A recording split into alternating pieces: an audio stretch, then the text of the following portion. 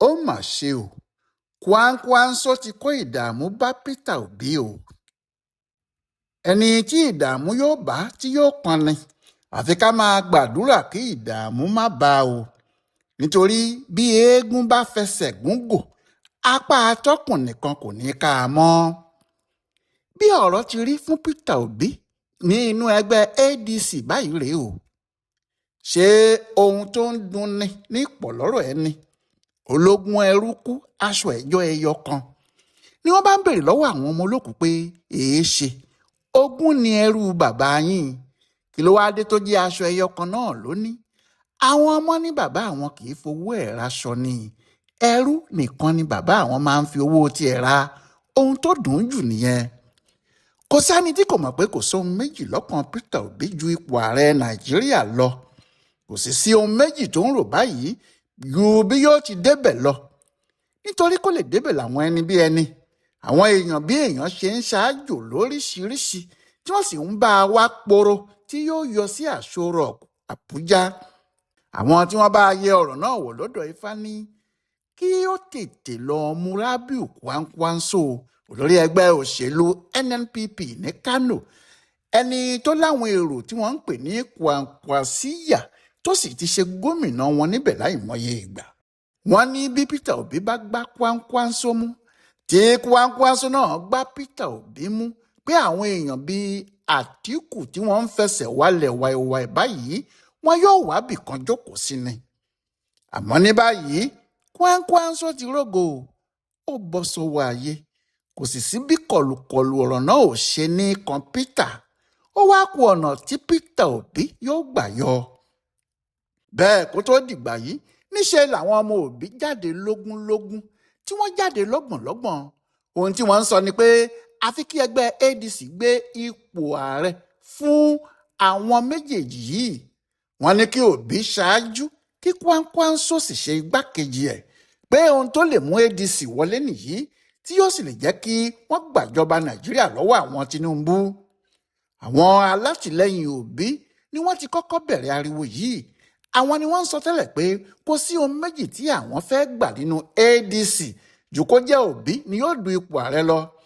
pé tí ọ̀rọ̀ kò bá ti rí bẹ́ẹ̀ a jẹ́ pé ọ̀fọ́n ọ̀tọ̀ sí gbẹ̀gìrì nìyẹn kí ẹlẹ́kọ̀ọ́ kó ẹ̀kọ́ ẹ̀ dání ni. àwọn ò ní jẹ́ kí Peter Obi ṣe igbákejì ẹnikẹ́ni. nígbà tí wọ́n sì rí pé àwọn ọmọlẹ́yìn Kwankwaso kan gbìyànjú láti rí e lulẹ̀ láti orí òkè tí ọkùnrin náà sì bẹ̀rẹ̀ sí pòòyì ilé àwọn APC àmọ́ tí kò rohun tó ń wá. àwọn ọmọ Obi yìí ni tó bá lè lọ bá ọ̀gá àwọn kó gbà láti ṣe igbákejì ẹ̀ ó dájú pé táwọn méjèèjì bá jọ kojú Àtíkù lákọ̀ọ́kọ́ wọn yóò fẹ̀yìn ẹ̀ janlẹ̀ bí wọ́n bá sì padà wá kojú Tinubu náà wọn yóò mú un balẹ̀ lọ́wọ́ kan ni. bí àwọn ọmọ Obi ti sọ báyìí ohun tí àwọn míín rò ní pé àwọn ọmọ Kwankwaso kò ní fẹ́ bẹ́ẹ̀ rárá. wọn yóò máa sọ pé ọ̀gá àwọn ti pọ̀ jù bẹ́ẹ̀ lọ ọ̀gá àwọn kò lè tò lẹ́yìn Obi ló yẹ kó tò lẹ́yìn ọ̀gá àwọn. àmọ́ kò rí bẹ́ẹ̀ kò tiẹ̀ rí bẹ́ẹ̀ rárá. lọ́jọ́ Ẹtì Friday ọ̀sẹ̀ tó kọjá yìí ọjọ́ 6 oṣù kejì yìí làwọn ọmọ Kwankwasíyà yìí jáde ìyẹn àwọn tí wọ́n pe ara wọn ní Kwankwaso support group. wọ́n ní àwọn ti gbé gbogbo ọ̀rọ̀ tó wà nílẹ̀ yìí yẹ̀ wò.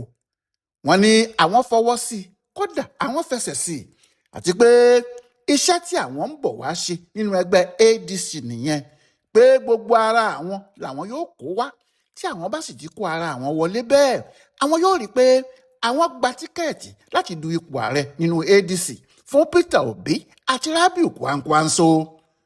wọ́n ní ọkàn àwọn sì balẹ̀ pé àwọn méjèèjì yóò wọlé àti pé kì í ṣe pé wọn yóò wọlé nìkan àwọn nìkan ni wọ́n lè tún Nàìjíríà ṣe tí wọn yóò sì gbé orílẹ̀-èdè Nàìjíríà débi tó yẹ kó dé gan-an. alága ẹgbẹ́ àwọn Kwankwaso support group yìí Abba Gwali ni àwọn ti ro gbogbo ẹ̀ ó ti gún o. àwọn sì ti mọ̀ pé kò sí ẹlòmíì tó lè lé Tinubu lọ ju àṣepọ̀ Peter Obi àti Kwankwaso lọ nítorí ẹ̀ làwọn sì ṣe ń bọ̀ nínú ADC. adìyẹ gbọ́ ọjọ́ ọkú ẹ̀ ó pòṣé ó ní Atiku gbọ́ gbogbo ọ̀rọ̀ yìí nígbà náà kò lè mú un mọ́ra kódà kò lè ṣe bí ẹni pé òun ò gbọ́ ó kàn jẹ́ kò lè pariwo ni ó ń gbìn ní kọ̀rọ̀ ibì kan. àmọ́ òun náà kò dúró, kàkà kó dúró ó bẹ̀rẹ̀ sí ṣáájú àwọn àgbà ni pé wọn kì í ka igi léegun sóko mọ́gi ilé, wọn kì í ka ẹ̀rù mọ́ nǹkan ọbẹ̀ sísè, pé kí wọ́n má ka tòun mọ́ wọn o, gbogbo ète tí wọ́n ń ṣe yìí òun gbọ́dọ̀ yọ mọ́ wọn lọ́wọ́ ni. ìyẹn ló ṣe lọ bá àwọn ẹgbẹ́ òṣèlú kan lọ́dọ̀ wọn lọ́hùn-ún, Action Democratic Party ADP, ó sì bá alága wọn pẹ̀lú àwọn tó lẹ́nu lọ́rọ̀ inú ẹgbẹ́ náà, wọ́n jọ ṣèpàdé. bó tiẹ̀ jẹ́ pé alága wọn yìí kọ́kọ́ ní ìpàdé aládùúgbò lásán ni o, gbogbo èèyàn ló sọ nígbà náà pé eré kìlàjá ní tó ń bẹ́kùn ṣe. wọ́n mọ̀ pé Àtíkù fẹ́ wọ́ wọn wọ inú ADC ni, torí bí àwọn bá fi lè wọlé, bí ọ̀rọ̀ bá di pàákìràkìtà, òun ni wọn yóò dìbò wọn fún lọ́jọ́ tí ogun bá burú, tí ọ̀nà kò bá fẹ́ gba ọmọkùnrin. kò sóhun méjì tó ń torí ẹ̀ wá àwọn ADP kí wọ́n lè wá sínú ADC, kí wọ́n lè bá òun kojú Peter Obi àti Kwankwaso ni, níbi tí ọ̀rọ̀ náà mú wọn láyàdé nìyẹn. ṣùgbọ́n gbogbo àwọn olólùfẹ́ Obi ní inú tí wọ́n ti ń dùn ún.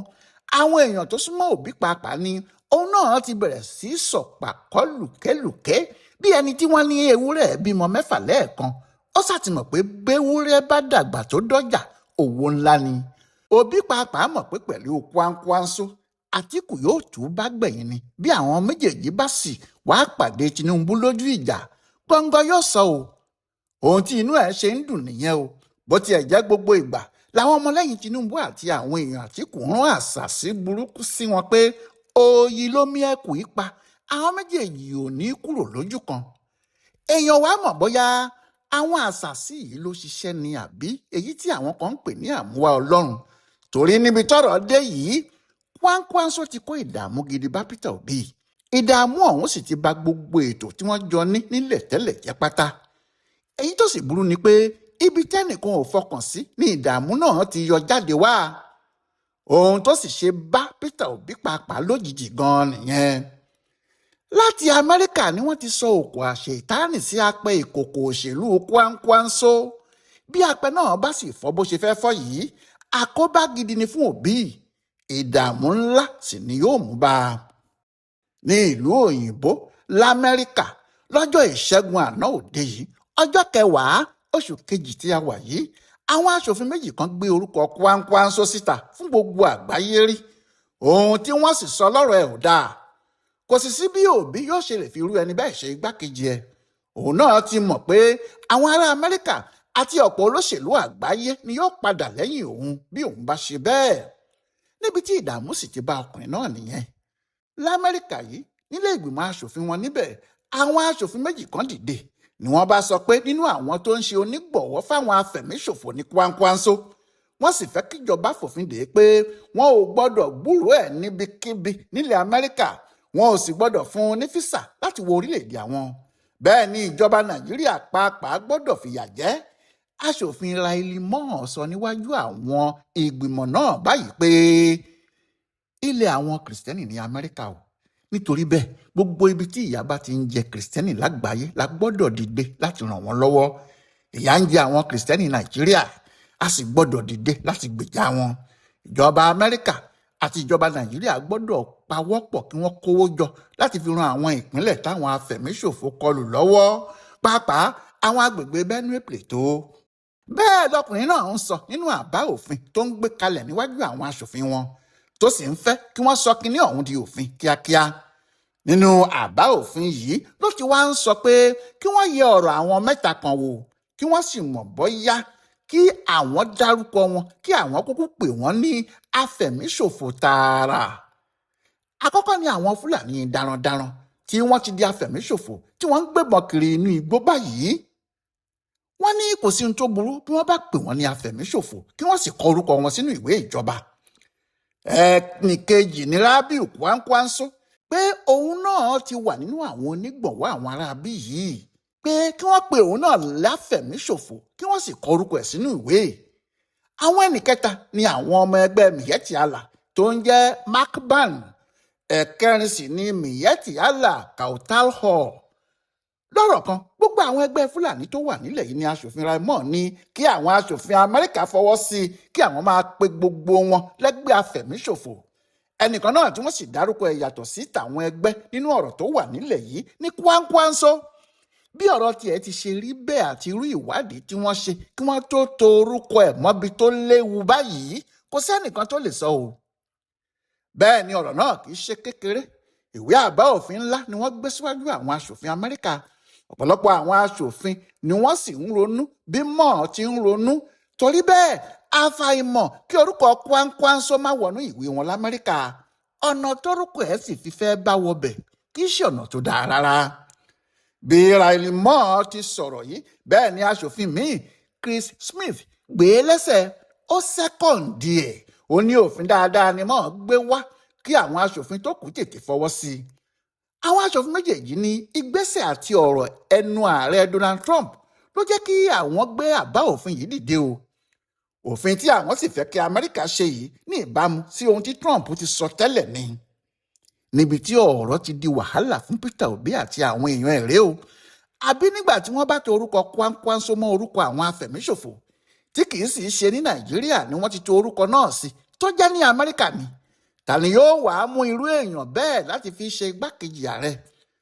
àfi ká bá Peter Obi bẹ Ọlọ́run o ká sì bá Kwankwaso náà bẹ ànábì pé ọba tó yọ Yẹ́sùfù ní kànga kó kó àwọn méjèèjì yọ nínú èyí tí wọ́n kó sí yìí o. Ọláyíwọlá Alága ló ń yẹ ọ̀rọ̀ Kwankwaso pẹ̀lú Peter Obi wò tó sì ń ṣe àkọsílẹ̀ fún bùdó àgbáyé fún àṣà àti ìṣe Yorùbá World Center nínú ọgbà yunifásitì Ìbàdàn. a kú afẹ́rẹ́ yìí o.